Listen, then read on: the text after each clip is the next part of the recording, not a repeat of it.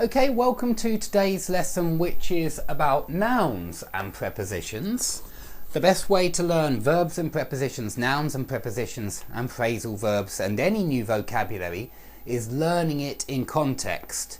And to do that, you need to just answer lots of questions using this vocabulary. You need to speak using this vocabulary. So I'm going to ask you some questions. I'd like you to answer these questions right now when you're sitting on your own. Doesn't matter if you feel stupid or silly, forget about it. Just practice speaking. Keep using your voice. It will make your tongue more flexible for speaking English. So, number one, solution two. What do you think is the solution to unemployment or homelessness? I understand that's a very wide question, very broad question. There are lots of things you could say. But what do you think is the solution to the problem of unemployment or the problem of homelessness? Okay, question number two. We're going to stay on a kind of political theme. What do you think is the reason for the current high levels of inflation?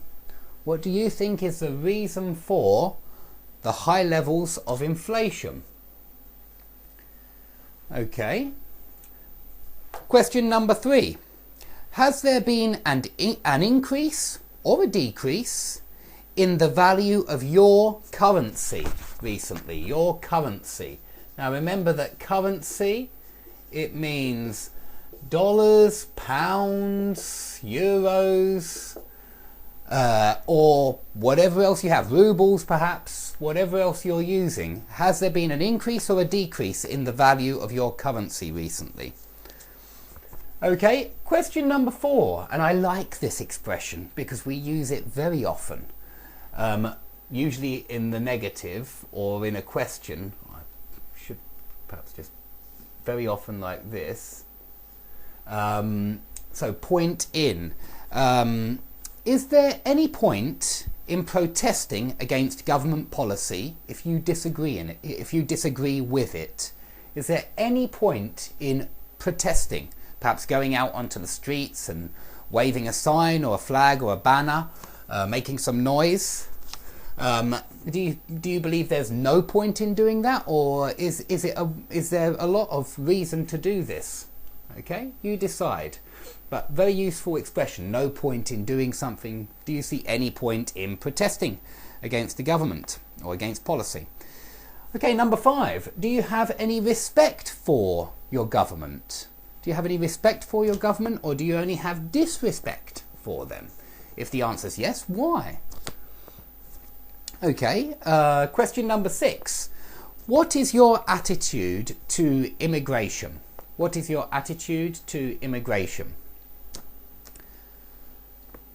Okay, question number seven. Do you have any difficulty in remembering people's names? Do you have any difficulty in remembering names or faces, perhaps?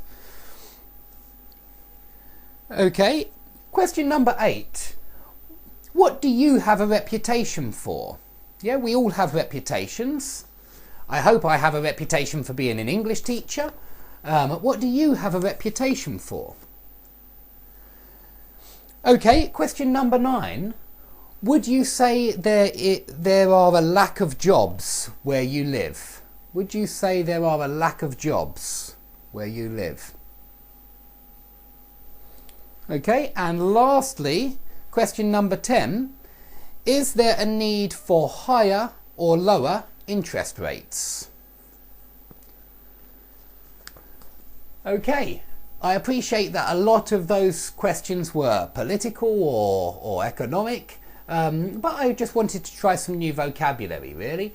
I hope that's made it easier to remember these noun and prepositions.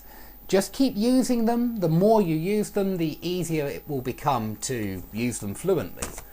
Okay, please subscribe if you like the lesson, and I hope to see everybody soon.